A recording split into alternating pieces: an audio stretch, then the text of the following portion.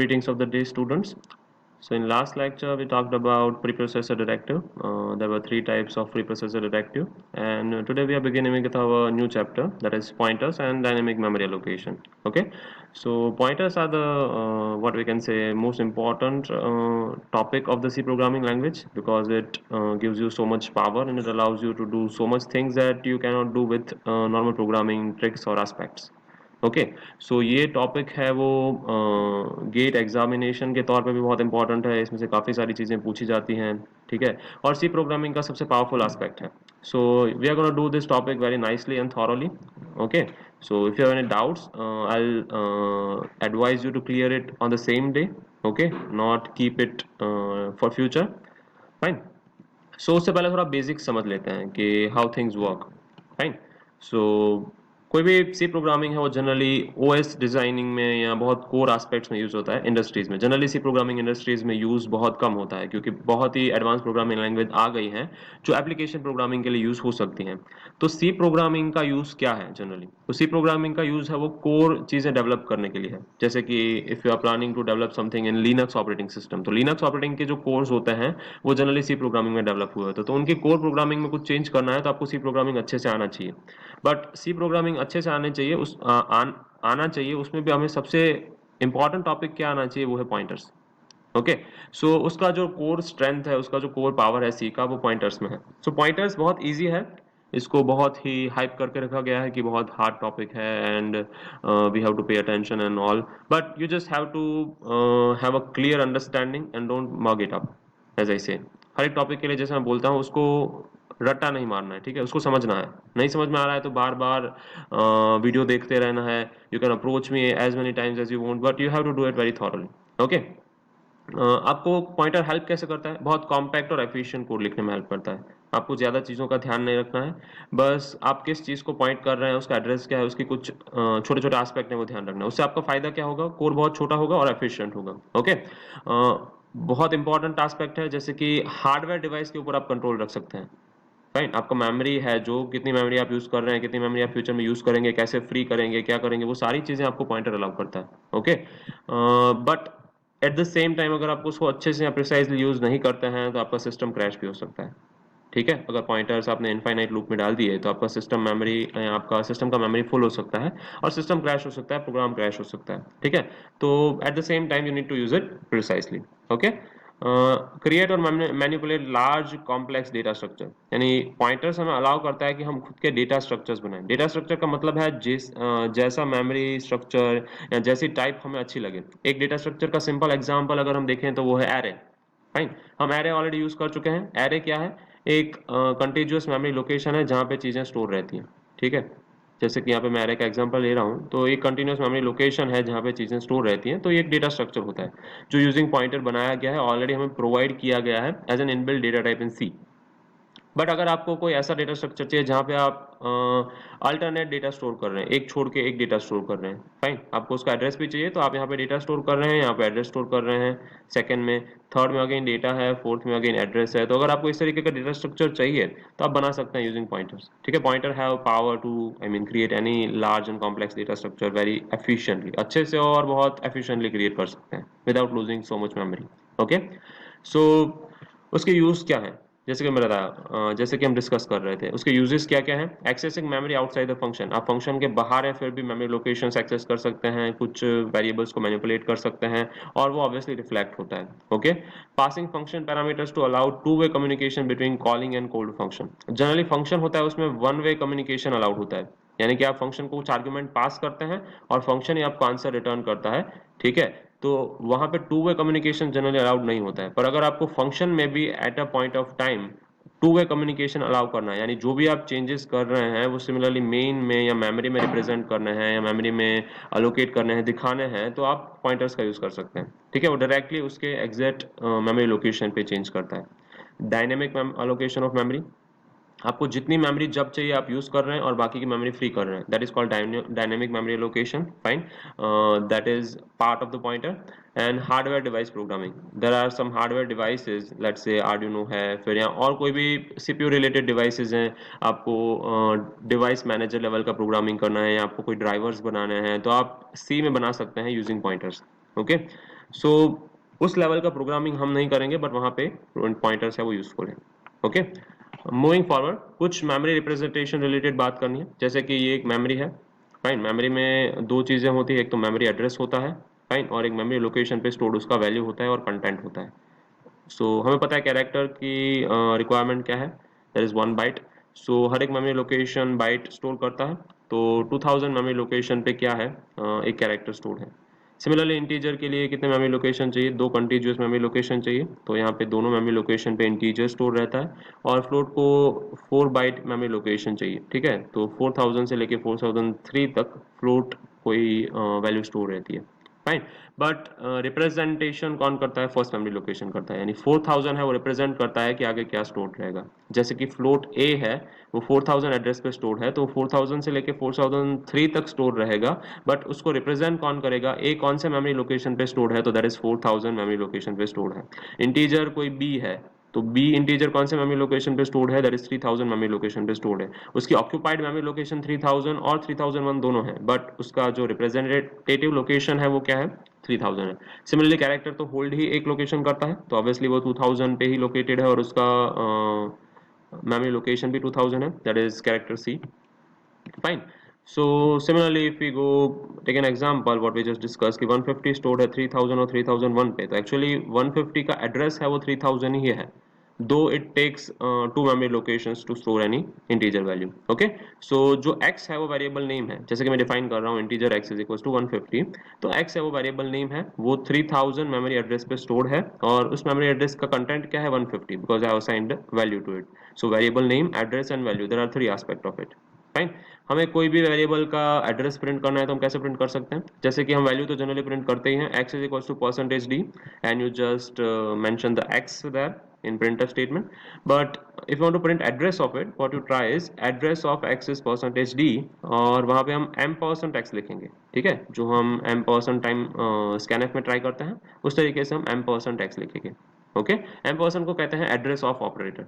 So address of operator हम उस तरीके से यूज कर सकते हैं। Let's see a program of it. Okay, a simple programme.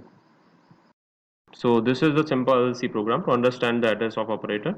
जैसे कि यहाँ पे कुछ डेटा टाइप्स वाले वेरिएबल डिफाइंड है, इंटीजर x है, कैरेक्टर a है, फिर फ्लोट p एंड q है। तो I want to see that उस वेरिएबल, वो जो वेरिएबल्स है वो कौन सी मेमोरी लोकेशन पे स्टोर्ड है। तो a है, उसका इनिशियल वैल्यू है character a, then x is having value 125, p and q are having some floating point variables like 10.28, 18.76 etc. तो इसका एड्रेस कैसे डिफाइन करेंगे, एड्रेस क्या होता है, यहाँ पे मैंने एक सेंटेंस लिखा हुआ है प्रिंटफ में, percentage D is stored at percentage D, fine. तो फर्स्ट परसेंटेज डी है वो एसोसिएटेड है x के साथ, और सेकंड परसेंटेज डी है वो एसोसिएटेड है m% x के साथ, which is address of operator. तो पहला है वो मुझे x की वैल्यू देगा, सेकंड मेरा जो आर्ग्यूमेंट है वो मुझे क्या दे रहा है, एड्रेस ऑफ x दे रहा है, क्योंकि मैं एड्रेस ऑफ ऑपरेटर यूज कर रहा हूँ। जनरली मैंने परसेंटेज u भी यूज किया हुआ है। Percentage u is stands for unsigned integer. Unsigned integer हम कब यूज करते हैं, जब भी हम एड्रेस को रिप्रेजेंट कर रहे हो, क्योंकि एड्रेस है वो कभी नेगेटिव नहीं होता है, तो वहां पे हम अनसाइंड इंटीजर यूज कर सकते हैं rather than percentage D. So we can have higher memory, fine, क्योंकि अनसाइन इंटीजर में हम माइनस नंबर नहीं लेते हैं। तो लेट्स से परसेंटेज डी है, उसकी लिमिट है -127 टू +127। तो अनसाइन इंटीजर की लिमिट क्या हो जाएगी, 0 से लेके +256 तक, यानी नेगेटिव पार्ट है वो नहीं आएगा। Okay, if you don't understand it you don't have to go into detail of it, but just saying that unsigned integer provide you higher leverage to store the variable और variable values, right. If you just quickly run this, yeah, so we have some memory location and its values. 125 is stored at the address 6422044, वहाँ पे integer stored है। integer को कितनी memory चाहिए, as we know integer is two requires 2 bytes, तो 2 bytes 20 44 और 45, वहाँ पे क्या स्टोर होगा, इंटीजर स्टोर होगा। 43 पे a स्टोर्ड है, ठीक है, मैं सिर्फ लास्ट दो डिजिट की बात कर रहा हूँ। 43 पे a स्टोर्ड है। फिर फ्लोट वेरिएबल है, वहाँ पे क्या है, 36 और 32, तो 32 से लेके 35 तक हमारा 18.76 वाला वेरिएबल यानी कि q स्टोर्ड है, और 36 से लेके 40 तक वहाँ पे क्या स्टोर्ड है, वेरिएबल p स्टोर्ड है। तो इस तरीके से हम डिटरमाइन कर सकते हैं कि हमारे कोई भी वेरिएबल का लोकेशन क्या है, फाइन। सो अब ये लोकेशन हम किसी और वेरिएबल को असाइन करेंगे, उसी को ही पॉइंटर कहते हैं simply, fine. So how what is pointer, and now we can assign the value of address to some variable that will see in pointers concept. I'll just switch to the PPT. Okay. अब आ जाते हैं pointer की बात पे। तो pointer क्या है? एक वेरिएबल है, ठीक है, एक ऐसा वेरिएबल है जो किसी का एड्रेस स्टोर करने के लिए यूज होता है। ओके, कोई अदर वेरिएबल है उसका एड्रेस स्टोर करने के लिए यूज होता है। जब भी आप किसी वेरिएबल का एड्रेस लेते हैं, कोई भी वेरिएबल का एड्रेस आपको मिलता है, तो वो वेरियस पर्पसेस के लिए यूज हो सकता है। जैसे कि you can pass it to the function, you can manipulate it from wherever you want from the whole program, क्योंकि वो एड्रेस है वो उसका रेफरेंस बन जाता है बेसिकली। ठीक है, जस्ट अ सेकेंड। हम कॉल बाय वैल्यू और कॉल बाय रेफरेंस वाला एग्जांपल ऑलरेडी देख चुके हैं। ठीक है, हमें पता है कि हम अगर किसी वेरिएबल का एड्रेस होल्ड करते हैं या किसी वेरिएबल के एड्रेस को मैनिपुलेट करते हैं, उसका रेफरेंस लेते हैं, तो हमें कितनी पावर या कितनी अच्छी चीज़ें मिलती हैं, हम कितनी पावरफुल चीज़ें परफॉर्म कर सकते हैं। So pointer is similar to that, we have official name या official data type for doing that.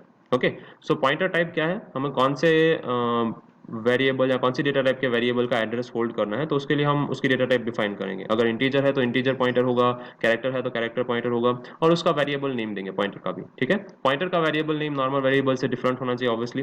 ठीक है, जैसे कि इंटीजर स्टार पीटीआर है, तो इंटीजर स्टार पीटीआर है वो पॉइंटर है एक पीटीआर नाम का, कि जो एड्रेस होल्ड कर सकता है किसी भी इंटीजर, नॉर्मल इंटीजर वेरिएबल का। फिर फ्लोट स्टार पीटीआर वन है, वो एड्रेस होल्ड कर सकता है कोई भी फ्लोट वेरिएबल का, normal float variable. Then character x PTR star PTR, वो एड्रेस होल्ड कर सकता है कोई भी कैरेक्टर वेरिएबल का। ठीक है, तो ये सारे एग्जांपल्स हैं हाउ टू डिफाइन और इनिशियलाइज द पॉइंटर। हम जब भी पॉइंटर यूज करते हैं या किसी वेरिएबल को पॉइंट करना होता है हमें यूजिंग दीज पॉइंटर्स, तो हमें उसको इनिशियलाइज करना पड़ता है like a normal variable, and then we can use it. Okay, declare भी करना पड़ता है और इनिशियलाइज भी करना पड़ता है। फाइन, जैसे कि एक सिंपल एग्जांपल लेते हैं, इंटीजर स्टार पी है, ठीक है, और integer x is equal to 5 है। x इज इक्वल टू 5 है, वो नॉर्मल वेरिएबल है जो कहीं पे स्टोर्ड है कोई मेमोरी लोकेशन, लेट्स से 1000 पे। ओके, उसकी वैल्यू है 5। x है वो वेरिएबल नेम है, 5 है वो मेमोरी कंटेंट है, और 1000 है वो मेमोरी एड्रेस है। ठीक है, स्टार p है वो पॉइंटर है। अब पॉइंटर है हमें, वो कोई मेमोरी, अलग मेमोरी लोकेशन पे स्टोर्ड है, लेट्स से 2000। फाइन, तो जैसे कि आप यहाँ पे देख रहे हैं, वो पॉइंटर है वो 1000 को पॉइंट कर रहा होगा, तो उस पॉइंटर वेरिएबल का कंटेंट क्या होगा? जो वेरिएबल x है उसका एड्रेस, यानी x का एड्रेस 1000 है, तो p का वेरिएबल p का कंटेंट 1000 होगा, वो कोई 2000 नाम के मेमोरी एड्रेस पे स्टोर हो सकता है। ठीक है, तो वो इनिशियलाइज कैसे करेंगे? p is equal to m%x। Fine, ये इनिशियलाइजेशन टाइप है। जब आप p is equal to m%x लिखते हैं, तो उसका मतलब होता है कि p है वो x के मेमोरी एड्रेस को पॉइंट कर रहा है, as simple as that. Okay, then we have integer x is equal to 10। हम डायरेक्टली लिख सकते हैं integer star p is equal to m%x। ये टाइप 2 हो गई। किस तरीके से हम पॉइंटर को डिक्लेयर और इनिशियलाइज कर सकते हैं? यहाँ पे डिक्लेरेशन और इनिशियलाइजेशन सेपरेट है here in this example. In this example initialization and declaration are both combined together. Then we have integer x is equals to 15, star p is equals to m%x, और एक दूसरा variable है star q।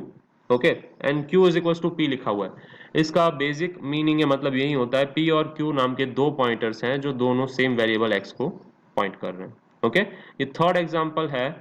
Fine, वो थोड़ा complicated है, but will see example of it, but before that let us just see the simple pointer example. Okay, so I will just switch to the code blocks. Okay, तो यहाँ पे programme लिखा हुआ है, दो इंटीजर डिफाइंड है और एक पॉइंटर डिफाइंड है। इंटीजर है x और y, पॉइंटर है स्टार ptr। ठीक है, x की वैल्यू 10 है और ptr किसको पॉइंट कर रहा है? x को पॉइंट कर रहा है। और y क्या है? y ऐसा पॉइंटर है जो ptr को पॉइंट कर रहा है। ठीक है, y वेरिएबल में मैंने ptr की वैल्यू स्टोर की हुई है सिंपली। सो y भी एक ऐसा पॉइंटर है, यानी x और y, ptr और y दोनों पॉइंट कर रहे हैं x को बेसिकली। ठीक है, सो हम सबकी वैल्यू देख लेते हैं। Value of x is stored at x simply, तो वैल्यू, उसकी वैल्यू हम प्रिंट कर रहे हैं कि उसकी वैल्यू क्या है। Then percentage D stored at percentage U. U क्यों है? क्योंकि हम एड्रेस के लिए क्या यूज करते हैं? अनसाइंड इंटीजर यूज करते हैं, जैसे मैंने बोला हुआ है। तो यहाँ पे x और m%x प्रिंट कर रहे हैं, उसकी वैल्यू देख रहे हैं। स्टार m%x प्रिंट कर रहे हैं और m%x प्रिंट कर रहे हैं, उसकी वैल्यू क्या है? एड्रेस ऑफ ऑपरेटर और एड्रेस रिजोल्यूशन ऑपरेटर दोनों यूज कर रहे हैं। Then we have star PTR and only PTR. ठीक है, इनकी वैल्यू प्रिंट करने से हमें क्या मिलेगा? Then PTR and m%ptr, then y और m%y। ठीक है, ये सब वेरिएबल्स की वैल्यू जो है, जो एड्रेसेस हैं, वो हम कंपेयर करेंगे जो हमने ऊपर डिफाइन किया हुआ है, डिक्लेयर किया हुआ है। फिर हम पॉइंटर की वैल्यू चेंज कर रहे हैं, star PTR is equal to star PTR plus 15। इसका मतलब है हम उसकी पॉइंटर की वैल्यू 15 इंक्रीमेंट कर रहे हैं। बट जैसे कि हमें पता है कि पीटीआर है वो किसका एड्रेस रिप्रेजेंट करता है? x को, तो हम स्टार पीटीआर से जो भी वैल्यू चेंज करेंगे उससे x की वैल्यू चेंज होगी basically. Okay, how it will be done that will just see by running the program. Okay, so just pointing out two things before I run this example. दो चीज़ें मुझे आपको बतानी है। आपको याद रखना है कि स्टार पीटीआर है वो रिप्रेजेंट करता है वैल्यू ऑफ एक्स। ठीक है, कोई भी पॉइंटर है, जो भी पॉइंटर है उसके आगे अगर स्टार लगा हुआ है तो वो जिस वेरिएबल को पॉइंट कर रहा है उसकी वैल्यू रिप्रेजेंट करता है, और सिर्फ अगर पीटीआर लिखा हुआ है तो वो उसका एड्रेस रिप्रेजेंट करता है। ये दो चीजें याद रखेंगे, ठीक है। आई will just comment it here that star PTR represents value of x, यानी कि जिसको पॉइंट कर रहा है। और if I just mention another thing, only PTR, अगर सिर्फ पीटीआर की बात कर रहे हैं तो that represents address of x. Okay, इस फैक्ट को चेक कर लेते हैं। फाइन, कुछ वेरिएबल्स है जैसे कि हमने बात की और उसमें कुछ प्रिंटिंग स्टेटमेंट्स लिखे हुए, will just verify it if I run this. Output देख लेते हैं, ठीक है। सबसे पहले वैल्यू ऑफ एक्स इज 10, मैंने सिंपली प्रिंट किया हुआ है कि वैल्यू ऑफ एक्स है वो 10 है। थोड़ा सा जूम आउट कर लेते हैं so that we can compare. Fine, या now percentage D stored at address percentage u, x और x, हमें पता है m% है वो एड्रेस ऑफ ऑपरेटर है, तो x और m%x का मतलब होता है कि यहाँ पे वैल्यू आएगी, यहाँ पे x का एड्रेस आएगा, तो 10 is stored eight something 44 address, something plus 44। Okay, now star m%x, जैसे ही m%x है वो एड्रेस रिप्रेजेंट करता है, सिमिलरली m%x के आगे अगर स्टार लगा दें, स्टार है वो एड्रेस रिजोल्यूशन ऑपरेटर है, m% है वो एड्रेस ऑफ ऑपरेटर है, तो एड्रेस ऑफ और स्टार दोनों अगर हम यूज करते हैं तो इसका मतलब वो सिंपल x की वैल्यू प्रिंट करता है, वो एक दूसरे को नेगेट कर देते हैं। अगर आप नेगेटिव साइन की तरह सोच रहे हैं तो ये नेगेटिव साइन है और ये भी नेगेटिव साइन है, वो कॉम्प्लीमेंट साइन सोचते हैं, तो कॉम्प्लीमेंट का कॉम्प्लीमेंट क्या होता है, नंबर इटसेल्फ, ठीक है। तो सिमिलरली एड्रेस ऑफ ऑपरेटर वो एक्स का एड्रेस निकालता है, वो स्टार है वो क्या निकालता है, कोई भी एड्रेस का वैल्यू निकालता है, एड्रेस रिजोल्यूशन निकालता है। तो दोनों जब हम यूज करते हैं तो इसका मतलब है वो हम नहीं यूज कर रहे हैं या यूज कर रहे हैं उसका कोई फर्क नहीं पड़ता, ठीक है। सो ध्यान रखेंगे, जिसके भी आगे स्टार लिखा हुआ है वो उस एड्रेस की वैल्यू देता है हमें, और m%x क्या रिप्रेजेंट करता है, एड्रेस रिप्रेजेंट करता है। तो बेसिकली ये जो ऑपरेटर है वो हमें वैल्यू दे रहा है, और अगेन m%x हमें क्या दे रहा है, x का एड्रेस दे रहा है, ठीक है। ये समझना बहुत जरूरी है। जैसे मैंने बताया था स्टार पीटीआर है वो x को पॉइंट कर रहा है, तो x की वैल्यू रिप्रेजेंट करेगा जब आगे स्टार लगा हुआ है तब, और सिर्फ पीटीआर है वो सिर्फ x का एड्रेस रिप्रेजेंट करेगा, ठीक है। सो जब हम पॉइंटर किसी पॉइंटर को सिंपली यूज कर रहे हैं तो वो एड्रेस होल्ड करता है, और जब स्टार के साथ यूज कर रहे हैं तो उसकी वैल्यू होल्ड करता है, ठीक है। अगेन पीटीआर और m% पीटीआर, सिर्फ पीटीआर है वो क्या होल्ड कर रहा होगा, एड्रेस ऑफ x, और m% पीटीआर मतलब क्या हो गया कि वो एड्रेस कौन सी जगह पे स्टोर्ड है, मतलब पीटीआर पॉइंटर वेरिएबल का भी address, okay, address of address, okay. और सिंपली y है वो क्या रिप्रेजेंट कर रहा है, स्टार पीटीआर, यानी y को हमने वैल्यू असाइन की है x की, y है वो एक सिंपल वेरिएबल है, वो पॉइंटर वेरिएबल नहीं है जैसे कि हम देख पा रहे हैं, तो y में क्या स्टोर होगा, x की ही वैल्यू स्टोर होगी, क्योंकि यहाँ पे स्टार पीटीआर लिखा हुआ है, तो y में भी 10 ही स्टोर होगा, okay. So let us just get back to the output again, 10 is stored at some address। Again यहाँ पे सेकंड स्टेटमेंट में भी 10 is stored at some address, क्योंकि हमने बताया ये x की वैल्यू ही है और ये x का एड्रेस है। फिर स्टार ptr यानी अगेन x की वैल्यू है, तो 10 is stored at ptr, ptr है वो x का एड्रेस रिप्रेजेंट करता है at some 44 एड्रेस। ये फोर्थ स्टेटमेंट इंपॉर्टेंट है। ptr क्या रिप्रेजेंट करता है, x का एड्रेस, तो 64222044 ये जो एड्रेस है वो किसी अनदर एड्रेस पे स्टोर्ड है, दैट इज 32 ठीक है, वो यहाँ पे स्टोर्ड है, तो ये पॉइंटर वेरिएबल में स्टोर्ड एलिमेंट है, पीटीआर में स्टोर्ड एलिमेंट ये है, और पीटीआर वेरिएबल का एड्रेस है वो दिस वन है, this one represent the PTR address, okay. Again percentage D stored at address percentage you, यानी कि y में भी सिमिलर चीज ही स्टोर्ड है जो x में स्टोर्ड है, दैट इज 10, बट उसका एड्रेस x से डिफरेंट है, ठीक है। वो हमने यहाँ पे कहाँ असाइन किया, यहाँ पे, यानी कि स्टार पीटीआर है वो रिप्रेजेंट होता है x की वैल्यू रिफर करने के लिए, तो स्टार पीटीआर में अगर जो भी चेंज करते हैं वो x की वैल्यू में ही डायरेक्टली चेंज करेगा, फाइन। जैसे कि यहाँ पे हमने दिखाया हुआ है star PTR is equal to star PTR plus 15, तो इस स्टेटमेंट एग्जीक्यूट होने के बाद, स्टेटमेंट नंबर 19 एग्जीक्यूट होने के बाद x की वैल्यू है वो 15 ऐड हो जाएंगे, यानी कि 10 प्लस 15 25 हो जाएंगे, ठीक है। तो जैसे कि यहाँ पे लिखा हुआ है x is now percentage D, तो हम देख पा रहे हैं x इज नाउ 25, क्योंकि मैंने यहाँ पे स्टार पीटीआर से x की वैल्यू चेंज की, यहाँ पे मैंने स्टार पीटीआर से x की वैल्यू असाइन की y को, ठीक है। तो दो ही सिंपल चीजें याद रखनी है, स्टार पीटीआर मतलब वैल्यू ऑफ दैट वेरिएबल जिसे वो पीटीआर पॉइंट कर रहा है, यहाँ पे x को पॉइंट कर रहा है, तो star PTR is value of x, और सिर्फ पीटीआर मतलब एड्रेस ऑफ x, ओके। तो ये पॉइंटर सिंपल पॉइंटर वेरिएबल का एग्जांपल है। आपका टास्क क्या है, आप इस चीज़ों को स्वैपिंग के लिए यूज़ करेंगे और एडिशन या डिफरेंस के लिए यूज़ करेंगे, ठीक है। डिफरेंट डिफरेंट फंक्शन बनाइए और इस वेरिएबल को यूज़ कीजिए, that will be your task, okay. I think we'll keep it to this in our lecture. We'll see the next time different uses of pointer. हम उसको function में कैसे use कर सकते हैं, हम उसको array में कैसे use कर सकते हैं, different different चीजें देखेंगे. Okay, but as of now this is it. Fine, good day.